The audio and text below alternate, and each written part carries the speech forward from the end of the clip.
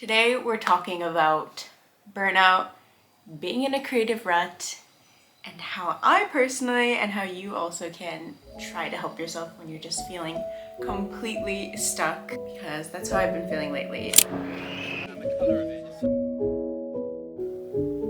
Lately I've been feeling like all of my ideas are completely worthless and everything means nothing, and I know that those things aren't true. Like, the logical part of my brain knows that, but I also know that logic isn't enough sometimes. So I want to talk a bit about how I get out of a creative rut.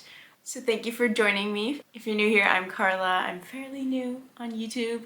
We recently hit 1,300 subscribers and continuing to grow such a friendly, lovely, wholesome community. So if you want to join us, please do subscribe, and I'm carlascalling everywhere. Okay, now I'm gonna get my crochet because I want to actually do something creative while I chat with you all. So whenever I get into a creative rut, like 9 times out of 10, it's because I'm partaking in a horrible habit of mine, which is overthinking. And I'm sure everyone can relate to this, how much overthinking can really affect your just day-to-day life, because you can't make any decisions and life is just a game of many different decisions that can lead you in different directions. And when you get overwhelmed by all of this and can't make up your mind, then everything gets a lot more complicated, even the simple stuff. And so something that happens with overthinking, at least for me and for tons of other people, I'm sure, is analysis paralysis. Sometimes this is also called choice paralysis, and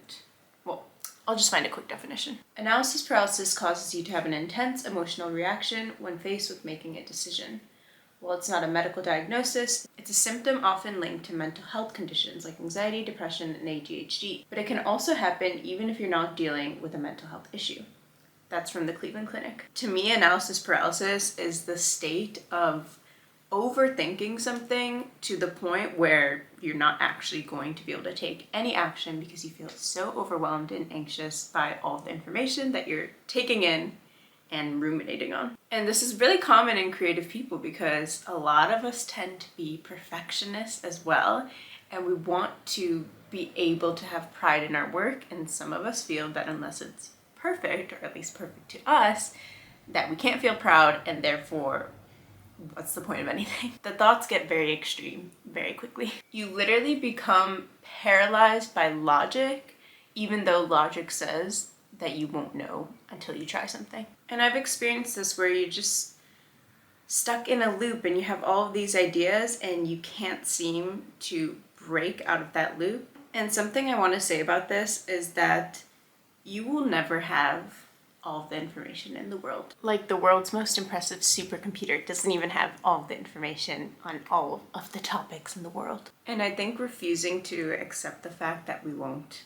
ever know absolutely everything can be such a big inhibitor to the creative process, or just to you feeling good and productive in general. Part of this analysis process that can lead to analysis paralysis is questioning yourself, which, to be fair, can be an amazing thing. And it can be really good to question yourself. You know, that's part of how we improve, by asking ourselves questions and thinking of how we can make things better for ourselves or for others. As someone who likes to make pretty things, I feel like I gravitate towards inspirational or aspirational content. So inspirational being, you know, maybe I see something really beautiful that someone made, whether it's a sewing project or a crochet project or a video that was edited in a really lovely way. I might feel really inspired by that. Or aspirational content, so someone who's showing their lifestyle and it's really similar to the life that I have at some points in time and that I want to continue to emulate. So someone who's able to travel a lot, or does really fun things with their friends, or has a lot of time to create things. You know, like, that's the type of content I genuinely do like to consume, but it can get really toxic. Because at least for me, when it comes time to actually create something, I'm subconsciously or consciously trying to mimic that person, or I have their lifestyle and all of their successes in mind. And then when you don't experience the same success that you perceive them to have, you can really destroy your sense of self, because if you're working towards something and then you don't feel like it came out the way you wanted it to, all of a sudden you're like, who am I and why am I not as creative and amazing and innovative, blah, blah, blah, blah, blah.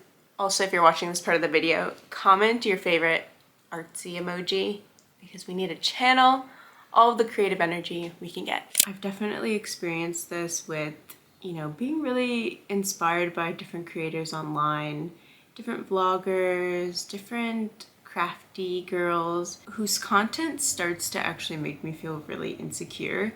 And I won't name names because these people seem really sweet and I do genuinely love what they put out there on the internet. But there's been many cases where I've had to actually just tell myself I can't watch this creator's content anymore because it's keeping me from doing the things I want to do because I'm feeling like I'll never be what they are, which is fine. When you're trying to create something, comparison is truly the thief of joy. And I think we've all heard that quote before, but when you're passionate about making things, whether it's for yourself or something that you want to share perhaps online, you're much more susceptible to comparing yourself to others because you might be looking for inspiration, which quickly turns into a comparison session. So my remedy to this is to just stop scrolling. It's good to feel inspired. It's good to have your favorite people who you look up to online or in person, but especially when it comes to online, you can control that. You know, you don't need to watch this person's content or look up to this specific person if at first you found it really motivating and now you're just finding yourself comparing yourself to them and overanalyzing how you can do similar things to them or live a similar life to them. Scrolling also allows you to just be stuck in your head and to never leave it and like touch grass. So the way to remedy that is to stop scrolling, go outside, touch some grass, and write your ideas down on paper. You don't want to be stuck in this mode, and I've done this plenty of times, where I'm looking for inspiration or something to motivate me and it just very quickly turns into obsession and a way for me to just rag on myself, you know? With that in mind, my mission over these next couple of days and just over the rest of March in general is to stop comparing myself to others. And the ways that really help me do that is to get outside, be around other people, even if I don't talk to them, and just touch some grass, because that's sometimes the best thing that you can do, even though it seems so simple and I know everyone says it, but it's true and you're going to do it with me. That's it for this week's video. I would love to hear what you think. The sun is out. It's a sign that things are getting better and life is good, you know? Life is good. It's not perfect. It never will be. And we're just gonna keep going. I think that's it for today's video. I hope you enjoyed it. It was very much another chill, sit down, coffee chat, matcha chat, whatever you want to call it. And I would love to hear what you do when you're feeling stuck, because I feel like this happens, you know, at least once a month for me, where I'm like, what am I doing? Like, what is the point of anything? And I get very like existentialist. But we're going to move forward. We have lots of tools at our disposal. And that's how I'm leaving you. All right, thank you so much for being here. Please do subscribe if you enjoyed the video, and I hope to see you in the next one. Bye.